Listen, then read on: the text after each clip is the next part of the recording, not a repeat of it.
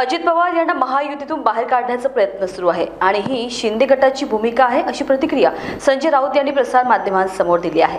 या व्यतिरिक्त त्यांनी राजकीय क्षेत्रातील महत्त्वपूर्ण मुद्द्यांवर प्रतिक्रिया दिली आहे। ते म्हणाले की एक मंत्री आपल्या सहकारी पक्षाच्या नेत्याला मारण्याची भाषा करतो म्हणजे प्रकरण किती टोकाला गेलं आहे आपण पाहू शकतो। तसेच नवाब मलिक यांच्यावर देखील त्यांनी प्रतिक्रिया दिल्या आहेत। ते म्हणाले की विधानसभेची मुदत संपत आलेली आहे पण नवाब मलिक यांच्यावर कार्यवाही ही सुडाने झाली होती। नवाब मलिक हे फक्त देवेंद्र फडणवीस आणि काही लोकांवर सातत्याने पुराव्यांसह बोलत होते, त्यामुळे देवेंद्र फडणवीस यांनी त्यांच्यावर ईडीची कारवाई करायला भाग पाडलं असे प्रत्यारोप संजय राऊत यांनी केलाय।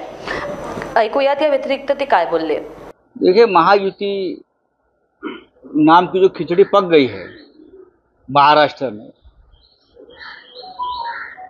वो पूरी खिचड़ी अगर आप देखेंगे तो किसी से कोई मेल नहीं है। खिचड़ी पकाने की कोशिश जरूर हो गई, एनसीपी को तोड़कर, शिवसेना को तोड़कर, लेकिन आपस में इतने झगड़े चल रहे हैं उसमें। खास करके देवेंद्र फडणवीस जी उनके साथ दिखते हैं लेकिन उनके साथ नहीं है।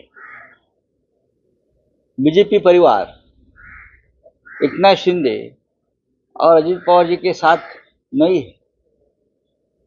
कल तो एक मंत्री को मारने की भाषा चली, फिर मंत्री ने कहा मैं आपको मारूंगा, ये शिंदे गुट के एक नेता को। अजित पवार को उनके ही डिस्ट्रिक्ट में बीजेपी ने काले झंडे दिखाए। ये पूरे महाराष्ट्र में हो रहा है। ये लोग अब चुनाव को एक साथ जाने की भाषा करते हैं, करने दो, लेकिन एक ऐसी सरकार चल रही है जो आपस में जर्जर हो गई है मतभेद से। ऊपर का दिखावा है, सब ऊपर का दिखावा है। बात सही है कि मुंबई गोवा महामार्ग जो है वो तो लगता है वो स्वर्ग में जाने का रास्ता बन गया है। गोवा में नहीं, स्वर्ग में जाने का रास्ता है वो। और पूरे मुंबई में, ठाणे में, नासिक में, आप कहीं भी जाइए यही हाल है रास्तों में। इसलिए कि ठेकेदारों से पैसा और कमीशन लिया जाता है। ठेकेदारों से सिर्फ कमीशन और पैसा लिया जाता है, तो रास्ते कहां से आएंगे। ये सरकार जो चल रही है महाराष्ट्र में, उस सरकार को कोई चलाने का अधिकार भी नहीं है। अनकॉन्स्टिट्यूशनल सरकार है, फिर वे चला रहे हैं। मुझे तो लगता है, डर लगता है, जब टिकट बंटवारे की बात आएगी तो उस मीटिंग में खून खराबा हो सकता है।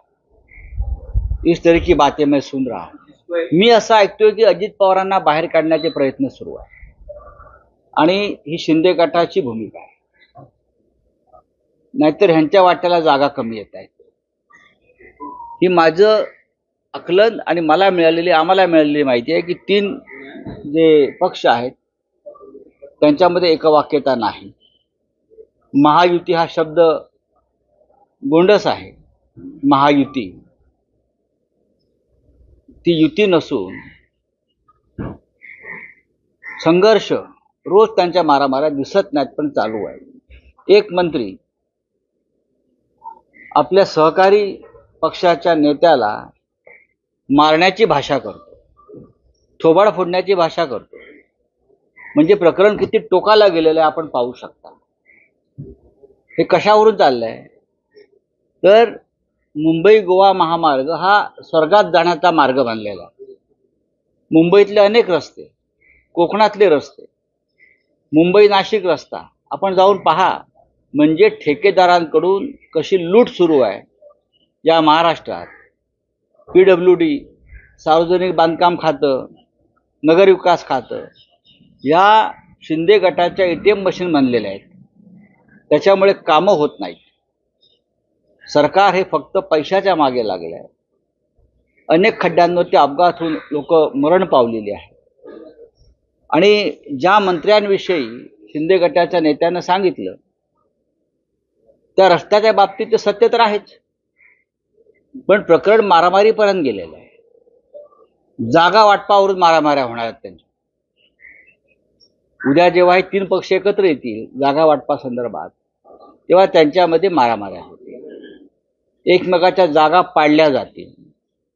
जागा वाटपाच्या बैठकीत खून खराबा होऊ नये एवढीच आमची अपेक्षा आहे. माझा प्रश्न असा आहे, या सगळ्यात झिशान सिद्दीकीच्या विषयी हा त्यांचा प्रश्न आहे. काँग्रेस आता मुळातच विधानसभेचं आता मुदत संपत आली आहे, पण नवाब मलिक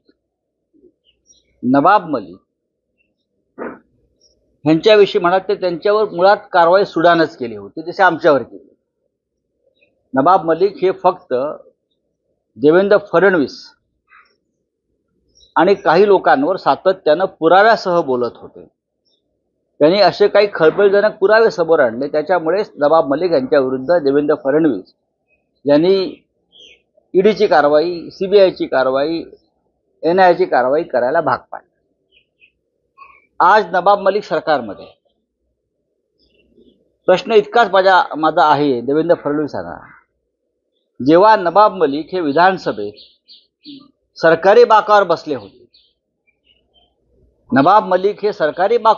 होते, तेव्हा देवेंद्र फडणवीस यांनी अजित पवारांना एक नीतिमत्तेचा पुळका येऊन फार मोठं पत्र लिहिलं होतं की हे कसं योग्य नाही, त्यांच्यावर कशा केसेस आहेत आणि त्या कुठल्या प्रकारच्या आहेत, भारतीय जनता पक्षाच्या त्यांच्याविषयीच्या भावना काय आहेत.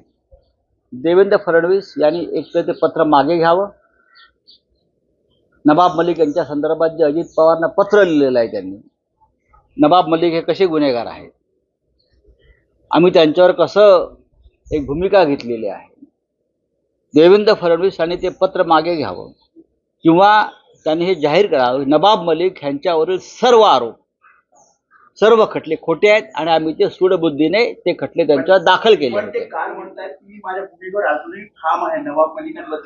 हो, पण तुमच्या सहकारी पक्षामध्ये आहेत ना, तुम्ही एकत्र सरकारमध्ये आहात. देवेंद्र फडणवीस हे खोटं बोलतात, बरं का. ते खोटारडे नंबर 1 आहेत बरं का. एक नवीन सिनेमा येतो 1 नंबर, तसे ते 1 नंबरचे खोटारडे आहेत. मग असे मी तेच म्हणतो, त्यांनी आपलं पत्र वाचावं. देवेंद्र फडणवीस यांना जर ते पत्र मिळत नसेल तर मी त्यांना आज पत्र पाठवायला तयार आहे. माझ्याकडे पत्राची कॉपी आहे. ते पत्र मी जपून ठेवलं आहे. ऐतिहासिक डॉक्युमेंट आहे ते. ऐतिहासिक डॉक्युमेंट आहे ते.